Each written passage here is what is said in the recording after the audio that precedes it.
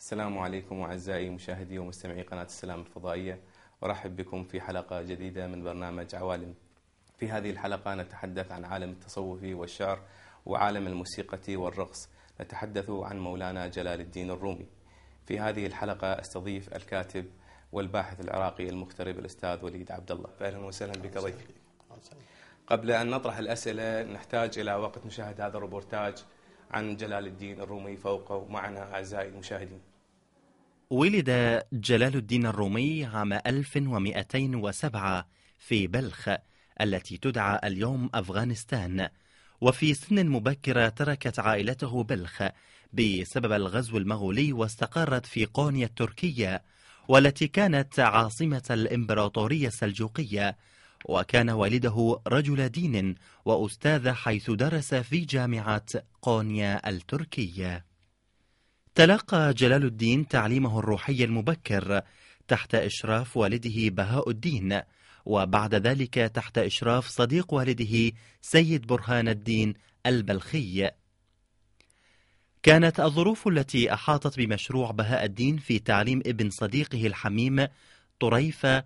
كان برهان الدين في بلخ حينما أحس بموت صديقه بهاء الدين، ولذلك أدرك بأنه يجب عليه الذهاب إلى قونيا لكي يطلع بتربية جلال الدين الروحية.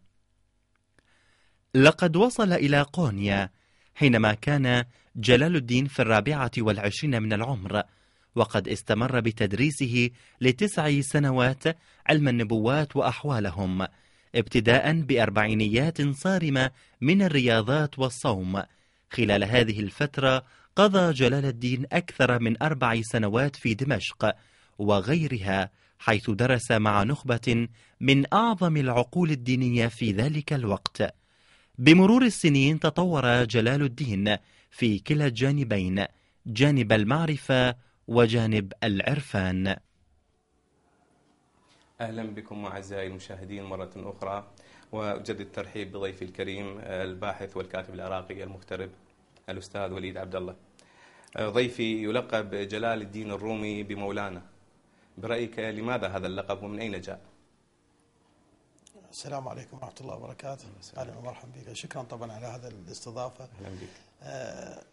مثل ما كثير من أهل العرفان والتصوف يسمون بتسميات يعني مختلفة أو ألقاب مختلفة. مرات يرتبط اللقب بمنهج الصوفي، ومرات يرتبط اللقب بمدينة الصوفي، ومرات يرتبط اللقب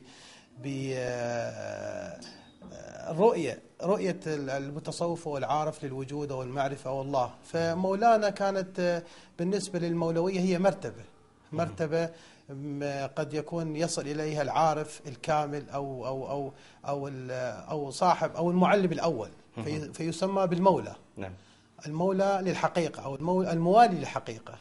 فهذا يعتبر ابن الرومي حقيقة بالنسبة لسالكيه أو بالنسبة لتلاميذه، فيسمى حقيقة الرومي. يعني هذا اللقب كان مطروح سابقا قبل جلال الدين الرومي؟ هذا كان إلى أصل ديني، إلى أصل ديني. نعم. يسمى مثلا الولي أو يعني إلى أكو تداول، لكن إلى خصوصية عند المولوية بكونه هو يمثل الحقيقة. باعتبار هذه المولوية طريقة بالضبط. إذن يعني ما هي مميزات أو صفات الطريقة المولوية؟ المولوية مرت بمراحل مختلفة. نعم. لكنه الظاهر منها ضمن خلينا نقول الخريطة العرفانية والخريطة السلوكية للطريقة المولوية، الظاهر من عندها هو ما يسمى بدولة الحب. يعني طريقة تنتمي إلى دولة العشق المطلق. نعم. يعني أحد الصفات الأساسية اللي سميت بها الطريقة المولوية بها دولة العشق المطلق ودولة الحب. وامتازت بالطقس المقدس، الطقس اللي ينتمي إلى قدسية الانتماء للحقيقة المولوية، الحقيقة اللي هم يعتبرها الحقيقة المطلقة أو الأصل الأول أو الاسم الجامع اللي هو بمعنى الله. يعني إذن أكو طقوس بالطريقة نفسها. الطقوس. نعم. اللي المميزة والطقوس الأساسية اللي تحمل معاني وتحمل رموز وإشارات وتلويحات عرفانية خاصة، هي الرقص. الرقص اللي هو يمثل معرفة معينة، وليس الرقص بمعنى الرقص لذاته، وإنما الرقص بمعنى المعرفة اللي هي ترسم خطوط كونية معينة يرتبط بها السالك ما بين عالم الشهادة وعالم الغيب، ما بين الأرض والسماء، ما بين الباطن والظاهر، ما بين الأول والآخر، ما بين الذات الإلهية المطلقة، حتى الفناء، حتى يوصل إلى حالة الفناء في هذه الذات. فالرقصة هي عبارة عن مراحل من الرموز والإشارات والمعرفة الخاصة. نعم. سنتحدث عن موضوع الرقص. نعم. والطقس الآخر هو الموسيقى. موسيقى. فهن ذني يعني خلينا نقول الثنائيات، يعني الرقص والموسيقى تعتبر من أهم الثنائيات الرقص، قصد الطقس المولوي. نعم. كان جلال الدين الرومي مسلما مؤمنا بتعاليم الإسلام السمح، لكنه استطاع جذب أشخاص من ديانات وملل أخرى، وذلك بسبب تفكيره المرن المتسامح. طريقته تشجع على التساهل اللامتناهي مع كل المعتقدات والأفكار. كيف ذلك يعني؟ من مميزات مولانا الرومي هو كونية الطريقة المولوية. هناك طريقة كونية يتميز بها مولانا الرومي، وخاصة في نفي الإثنينيات ونفي العقائدية الضيقة ونفي الديانة المغلقة على نفسها. لذلك هو فتح الحقيقة، حقيقة الديانات فتحها إلى أوسع مدى، يعني بحيث هي ممكن أن تحوي الكون كله. أصبحت الديانات عبارة عن حقيقة مطلقة وليس عن سياج تشريعي أو ارتباط تاريخي بمسميات الحقيقة المطلقة. لذلك كانت دعوته دعوة مفتوحة لكل أهل الديانات، بما أنه الهدف الأول هو الانتماء إلى الحقيقة المطلقة، لا تعني العناوين والتسميات. لذلك هو المنهج الأساسي اللي انتهجه مولانا الرومي هو التسامح المطلق والانتماء المطلق للحقيقة بدون تسميات وبدون عناوين. لذلك هم دخلوا في الطريقة المولوية من كل الأديان، من كل القوميات، من كل الطوائف، من كل البلاد، بدون ان باعتبارها طريقه مفتوحه يعني. بالضبط. نعم. يعني الرومي آمن ايضا كما تفضلت انت الان، آمن بالموسيقى، بالشعر والرقص كسبيل اكيد للوصول الى الله. يعني يبدو هذا الامر غريبا، يعني هل يمكن التوضيح اكثر؟ ابن الرومي وصل إلى مناطق من التجرد، مولانا الرومي وصل إلى مناطق من التجرد التام، بحيث أنه اتخذ إشارات ورموز مجردة، من ضمنها هي الموسيقى كلغة عالمية. الموسيقى لغة العالم، لغة بدون حروف، بدون كلمات، وإنما هي إيقاعات وجودية تتناسق وتتحد مع كل الأشياء. لذلك يعتبر الموسيقى هي رسالة إيقاعية أو رسالة رمزية ممكن أن يقوم بها السالك أو صاحب الطريقة، لأنه تكون هي أن يبعثها إلى المطلق، يبعثها إلى الأصل الأول. لذلك هو اتخذ من الناي كونه هو الآلة الأقرب إلى مولانا الرومي في توصيل هاي الرسالة. سنتحدث عن الناي يعني. هذه يعني مسألة الموسيقى، هل يعني كانت هناك يعني شخصيات قبل جلال الدين الرومي آمنت بهذا الطريق، يعني بطريق الموسيقى التي توصل إلى الله سبحانه وتعالى؟ هو هذا اللي أنا يعني قلت لك يحتاج إلى توضيح، يعني يكاد يكون الأمر غريبا للأذهان. يعني تاريخ أهل التصوف العرفان لم تدخل الموسيقى كطقس، وإنما دخل السماع اللي هو كان إيقاعات الصاحب يعني الطقس الصوفي بأناشيد وترديدات معينة متعلقة بأسماء الله وغيرها، لكنه لم تدخل الموسيقى كآلة في الطقس إلا عند مولانا. يعني من هذا المنطلق أيضا تطورت فكرة الرقص الدائري الذي وصلت إلى درجة الطقوس. يعني لماذا الدوران؟ تعتبر الطريقة المولوية الدوران هو حقيقة تكامل الخطوط في هذا الوجود، وأكثر شيء يتكامل هو الدائرة. والدائرة بالنسبة لهم هي تبدأ من نقطة وتنتهي من نقطة في نفس النقطة، أي تبدأ حسب هذا، تبدأ من الله وتنتهي في الله. فالإنسان أو الحقيقة الإنسانية كون هي جزء أو كون هي مثال أو كون هي تنتمي للأصل الأول، فتقوم بهذه الحركة، حركة القوس، قوس الصعود وقوس النزول. نعم. في التعبير العرفاني، يعني من عالم الشهادة إلى عالم الغيب، ومن عالم الغيب إلى عالم الشهادة. فاتخذوا هاي الدائرة كونها هي تمثل هاي الرمزية العالية اللي هي تعتبر تمهيد للفناء، تمهيد للوصول إلى حقيقة الفناء المطلق، اللي كما تسمى في بعض الطرق النيرفانا أو الاتحاد، الاتحاد بالأصل الأول.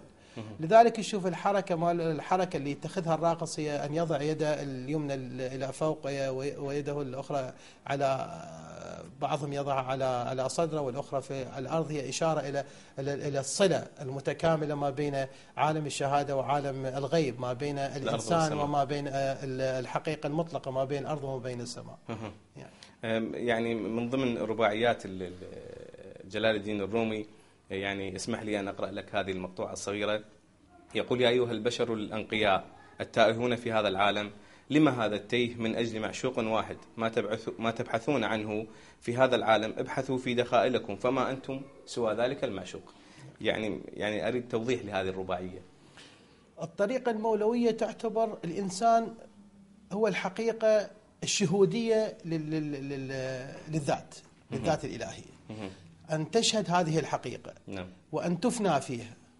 فإذا أردت أن تنظر، بما أنه هي الإنسان هو جوهر وجودي متكامل يعبر بشكل واضح عن الذات الإلهية، فإذا أردت أن تبحث عن الله أو عن الحقيقة الإلهية فعليك أن تنظر إلى داخل هذا الكيان، داخل هذه الحقيقة، داخل هذا الإنسان.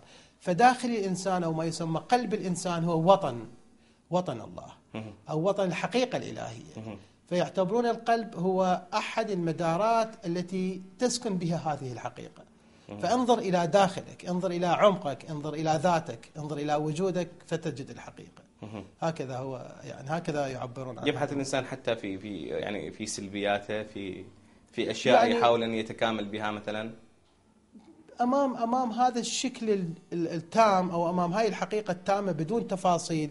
ليس هنالك مساحة للخطيئة أو للتسافل، إنما كلها هي وحدة تامة متراصة مع بعضها، يسمى بها الإنسان إنسانا. أما إذا أردت أن تبحث بالتفاصيل أو تبحث بمراتب تفاصيل، قد تجد مساحة للخطيئة أو مساحة للتسافل أو مساحة لنزوع، قد يكون ليس نزوعا إنساني. أما أمام المسمى الإنسان مصمتا أو كاملا فهو يعبر عن الحقيقة الإلهية. الشاعر الباكستاني محمد إقبال يقول: حول الرومي طيني إلى جوهر، ومن غباري شيد كونا آخر.